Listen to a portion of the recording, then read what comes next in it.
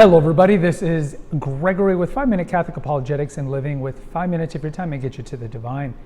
Today we're going to talk about the St. Malachy prophecies about the Pope and what does that foretell about the end of the papacy and a possible apostasy.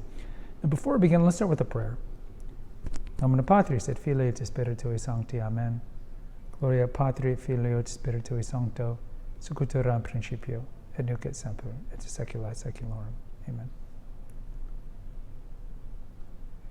Now, to be fair, I am recording this on February 27th. Pope Francis has been seriously ill for a week and he's still alive. I did do the video on would it be good if Pope Francis died, and if you didn't watch that video, spoiler alert, I was not hoping that he would die. I think that we have to have a lot of charity. I think in particular, understandably so on some level, with the traditional Catholic community, that many of them are just hoping that he dies so we get a new Pope and just pray that the new Pope is better than Francis. And then the episode after that I did on my papal name predictions, and I'd actually done that episode 2 months prior to Francis even getting sick, but it just happened to be queued up to come out at that time. Someone in that mentioned the St. Malachy prophecies, and I was just like, oh, we should do a video on this, because I was really into the St. Malachy prophecies back in about 15 years ago when I was really into conspiracy theories. I used to watch or listen to, I should say, Alex Jones's podcast back when I used to live in Austin, because that's where he is from. And I was really delving into a lot of the Catholic conspiracy theories. So what are the St. Malachy prophecies? So in the late 1500s, there was a Benedictine monk by the name of Arnold Wyon who published a list of popes that he attributed to St. Malachy. And St. Malachy was a 12th century pope, or I'm sorry, 12th century saint. And I believe he was from, if I'm not mistaken, I think he was from Germany, but I could be wrong. And so this was published in the 1500s, and it gave a list of the popes prior to the 1500s. And they would have, of course in Latin, little inscriptions, like a description of them. And it seemed like every description fit that actual pope, who was the pope, let's say in the 1300s, 1400s, 1500s, and so forth.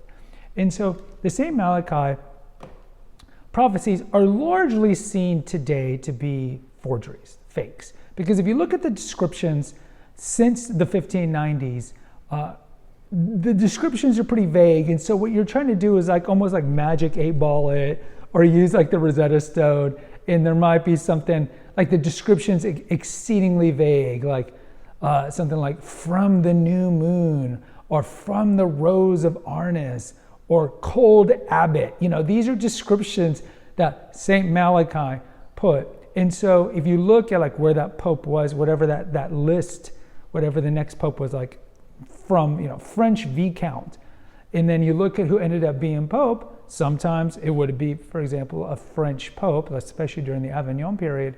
But then you would have to kind of like figure out and decipher how that made a connection to the pope. So if you go, and some of these are like somewhat accurate, like French Viscount, well, we had a French pope, there you go.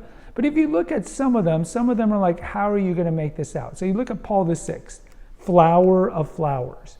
So back in the late 1500s, St. Malachy, again, who was in the 12th century, had predicted that the 108th pope would be, his description, flower of flowers in Latin. And that ended up being Paul VI. And so then you're looking at, well, okay, well, how does this fit Paul VI? Well, if you look at his coat of arms, there's a fleur-de-lis, there are 4 flower of flowers. So it's just on and on and on. So if you look at John Paul I, his description of the half moon. Okay, well then how do you figure that out? Or John Paul II, from the labor of the sun, and then you have to decipher some, oh, that John Paul was born here, or was born on this thing. So anyways, so after the glory of the olive, which is Benedict XVI, in other words, the 111th Pope, the last one that is mentioned is Peter the Roman. And then after that, the list ends. So translated from Latin to English, it says, Peter the Roman, who will pasture his sheep in many tribulations, and when these things are finished, the cities of 7 hills will be destroyed, and the dreadful judge will judge his people.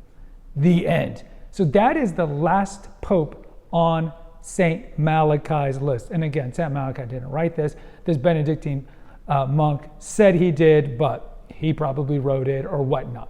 So if we look at St. Malachi's prophecies, then whoever is the successor to Benedict would be Peter the Roman. Well, Peter the Roman is not Francis, right? So Francis would be Peter the Roman. So you have to extrapolate that out.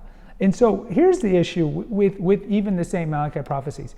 Because even if you want to say that this is legitimate, remember, private revelations never trump public revelation. And what is public revelation? Sacred oral tradition, the Bible. The stuff that was handed down to us. That's public revelation. Public revelation ended with the apostles. Or if you look from the Bible, the book of Revelation. Everything else is private. Now, there's great things that came out of private revelation. Think of a lot of the Marian apparitions. Some of them, of course, like Our Lady of La Salle, predicted an apostasy in Rome. You look at St. Bridget, you look at St. Catherine Emmerich. I mean, the list goes on and on, these kind of mystic visionaries who looked into the future.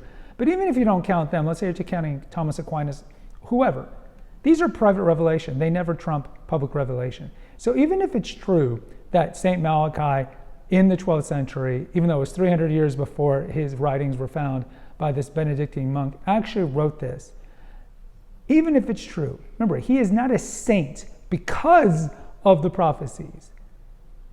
Saints can be wrong in their writings. So what do we know? We know that the Holy Mother Church will essentially canonize somebody as a saint, as a way of saying that they are in heaven. It is guaranteed that they're in heaven.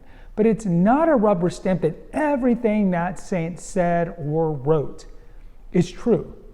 That's never been the case of canonization of a saint.